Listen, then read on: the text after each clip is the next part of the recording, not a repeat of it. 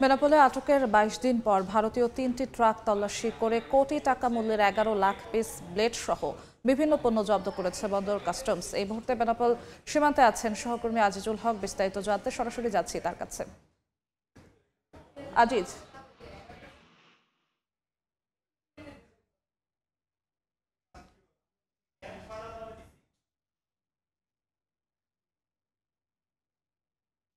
দিয়ে ভারত থেকে এর আগে শুল্ক ফাঁকি দিয়ে পণ্য আমদানি হতো এবং পরে বেনাপোল বন্দর থেকে সেটি সরকারের রাজস্ব ফাঁকি দিয়ে পাচার হতো দেশের অভ্যন্তরে।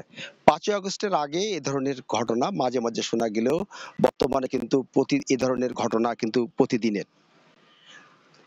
ভারত থেকে যে সমস্ত পণ্য আমদানি হয় সে সমস্ত পণ্য সঠিকভাবে রাজস্ব আদায় হচ্ছে কিনা সেটি দেখাশোনা করে থাকে কাস্টম কর্তৃপক্ষ।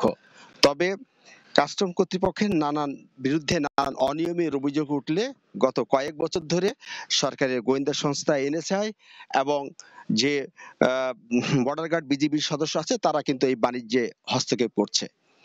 গত ২৮শে সেপ্টেম্বর ভারত থেকে ৩ ট্রাক পণ্য আমদানি হয় স্টিল এবং আদার্স ঘোষণা দিয়ে।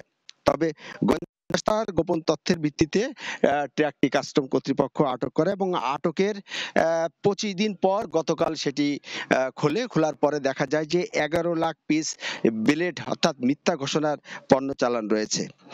এর আগে আপনি জানেন যে বেনাপোল বন্দরে গত ২৩শে সেপ্টেম্বর আরেকটি পণ্যবাহী ট্রাক আটক করা হয়েছিল। এখনো কিন্তু সেই পণ্যবাহী ট্রাকটি খোলা হয়নি। আমার পিছনে সেই পণ্যবাহী ট্রাকটি রাখা হয়েছে।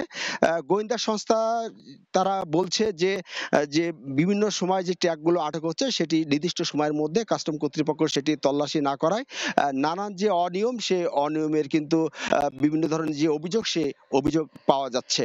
আমরা কথা বলেছি বন্দর কর্তৃপক্ষের সাথে। বন্দর কর্তৃপক্ষ আমাদেরকে বলছেন বেনাপোল বন্দরে অনিয়ম বন্ধ করতে ইতিমধ্যে ২ জন ম্যাজিস্ট্রেট নিয়োগ দেওয়া হয়েছে। তো এই ছিল বেনাপোল স্থল বন্দর থেকে আমার কাছে সর্বশেষ। সরাসরি যুক্ত ছিলাম বেনাপোল স্থলবন্দরে।